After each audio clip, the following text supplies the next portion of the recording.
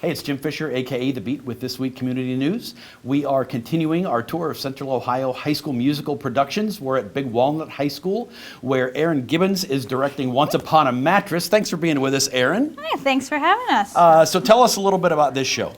The show Once Upon a Mattress is a bit of an older show. It was actually, the music was written by Mary Rogers, who is the daughter of the well-known team Rodgers and Hammerstein.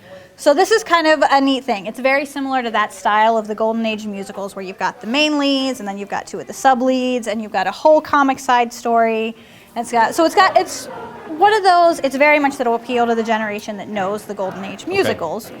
But it's also a fairy tale, and it's got a lot of jokes that'll appeal to a modern audience as well. Terrific. Tell us about the cast, sort of overall. We have a really mixed group. We actually have about half rookies that have never been in drama before. So that's an exciting, right? Yes. A little trepidation, but some excitement at the same time. And about half of our veterans. And so that's really always a neat mix. Usually it's a little more imbalanced. We've usually got a lot more veterans, and the rookies are newer.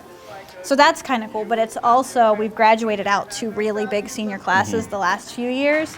So this year's senior class really got their chance to step up and shine, and we had a lot of surprises in auditions. Like the girl playing Winifred is fantastic. She's got some of the greatest comic timing I have seen, but she was one of those, she was always very shy and very quiet, so she would never really put herself out there as a lead up until this year. So that's been really cool to see. And Prince Dauntless is kind of the same way. So we've got a lot of our leads are seniors with experience in drama, but not necessarily in as a lead. And so that's really cool to watch them step up and take on that challenge. And it's been so much fun to watch them all work together and actually really kind of grow from the newbies and the veterans to one big cast. Very cool.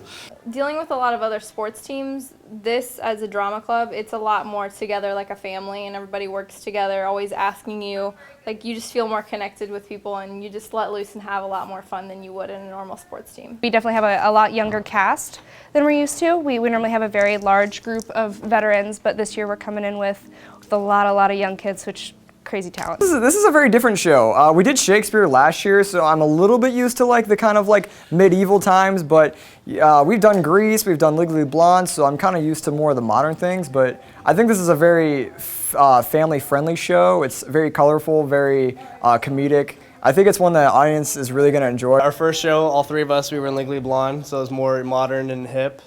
Then Guys and Dolls, which is, more 50s, 60s, same thing with Grease, but this is more like 1700s, 1400s, my bad. I'm not a history expert, but yeah. And the fact that it's a fairy tale is fun too, that it follows the story of the Princess and the Pea, and so it's upbeat and uplifting. Dancing, a lot of solo action, one-on-one, like we do a couple songs by ourselves.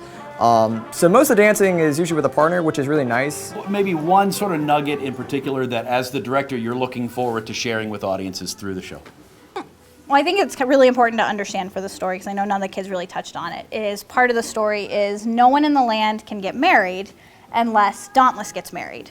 So we've gone through all of this test. So what I think is really cool is the first time you meet Princess Winifred, she comes in and she is sopping wet and just makes this complete ridiculous first impression.